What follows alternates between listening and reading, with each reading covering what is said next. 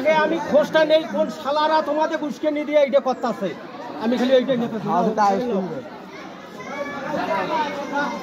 এই আন্দোলন করে 2 মাস ভাগা নাই, ভাগাই তো নাই ভাগাও 2 মাস এই ফির আন্দোলন করতে কার উদ্দেশ্যে, কার কারণে? এখন আমরা স্কুল ক্লাস হয় না, ক্লাস হলে গার্জিয়ান মিটিং খোলা, বাড়িতে গার্জিয়ান বলছো, গার্জিয়ান কি দেন আমাদের সব গার্জিয়ান আছি করবে না, গার্জিয়ান সবকিছু এই ছেলে গাড়ি স্বয়ংসম্পূর্ণ গার্জিয়ান, স্টুডেন্ট না তোর তুই তোর মতো কাজ কর, গার্জিয়ান স্বয়ংসম্পূর্ণ। এখানে আপনার পরিচয় কি? আপনার পরিচয়? আমি ছাত্রের বাবা, এখানে আমি অভিভাবক। ছেলে মেয়ে এখানে আছে? হ্যাঁ আমার ছেলে আছে, ক্লাস 10 এ পড়ে। আপনার ছেলে কি আন্দোলনে আসছে? না না, আচ্ছা ওই ধরনের ছেলে আমি জন্ম দিইনি। আপনারা কি চাচ্ছেন? হ্যাঁ আপনারা কি স্কুল ভালোভাবে যাতে চলে সেটাই আমরা চাচ্ছি। তারা যে দাবিটা নতুন করে তুলছে এটা কি যৌক্তিক না অযৌক্তিক? হ্যাঁ তারা নতুন করে একটা দাবি তুলছে সেটা কি যৌক্তিক না অযৌক্তিক? ওটা অযৌক্তিক, আগেরটা কি ছিল? আবার যেটা নতুন করে হয়েছে তাদেরকে শাসন করা। আমি আপনাকে আপনাকে দুইটা কোশ্চেন। প্রথমে যে দাবিটা তুলছিল সেটা যৌক্তিক না অযৌক্তিক ছিল? কোনটা তুলছে? প্রথমে যখন স্যারকে বাদ দিছে, ওটা তো বাদ দিছে, ওটা তো যুক্তির মতো বাদ দিছে তাদের। এইটা কি তাহলে? হ্যাঁ এইটা যাকে আপনার বাদ দেওয়া হইলো, যাকে আন্দোলন আবার তাকে আনতেছে, পুনরায় তাকে আনতেছে। কেন আনতে চাচ্ছে? কেন তাদের উস্কানিমূলক এগুলা করতেছে? কার উস্কানিতে? ওই আগের হেডমাস্টার উস্কানি। না না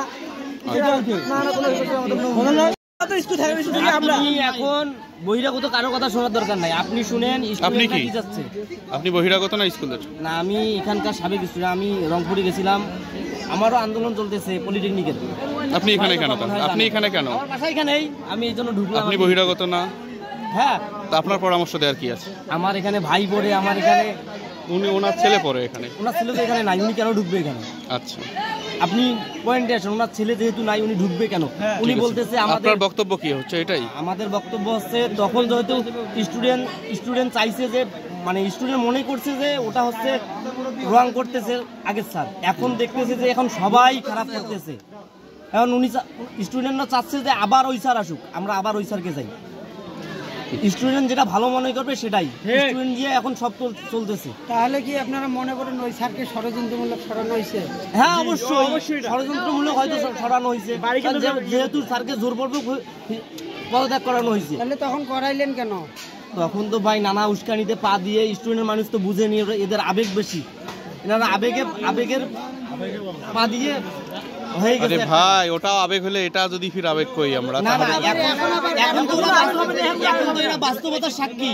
এখন 6-7 মাস হচ্ছে এদের ক্লাস হচ্ছে না, এখন বই খোলা হয় না, পরীক্ষা দিবে কেমনে?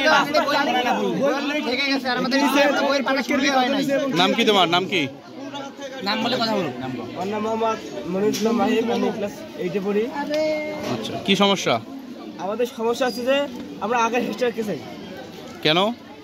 কারণ দেখতেছি আমরা যে, আচ্ছা এখানে তোমরা নতুন কাউকে চাও না কেন? অন্য কেউ এসে হেড স্যার হইতো, আগের স্যারে কেন আসতো? ওনাকে তো বাদ দিছো। উনি থাকতে আমাদের স্কুলে ভালো করে শাসন হইতো। টিচাররা বেলা 11টা 12টা 1টার সময় টিচার আসতে পারতো না, টাইম মতো টিচারটা আসে। এখন কোন স্যার দেরি করে আসে?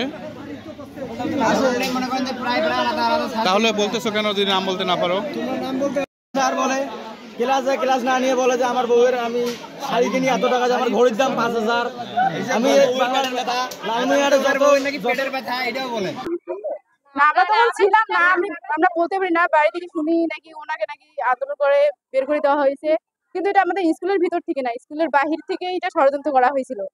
এই জন্য সবাই স্যারকে বের করে দেওয়া হয়েছে, কিন্তু বের করে দেওয়ার পর আমাদের ক্লাস ঠিক মতো হচ্ছে না, অনেক কিছুই সমস্যা আছে স্কুলে, তাই আমরা আমাদের আগের হেড স্যারকেই আনতে চাই।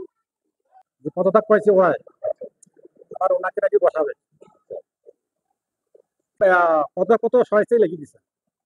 যে শিক্ষককে প্রধান শিক্ষকের দায়িত্ব দেওয়া হয়েছে, সেই শিক্ষককে আবার এই শিক্ষার্থীদের পছন্দ হচ্ছে না, কোনোভাবে সেই শিক্ষক তার দায়িত্ব পালনে কমতি রয়েছে বলে তারা মনে করছে।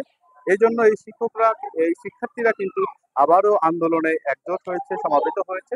তাদের সকলের একটাই দাবি যে পূর্বের যে প্রধান শিক্ষক ছিলেন তাকে স্বপদে বহাল করার জন্য।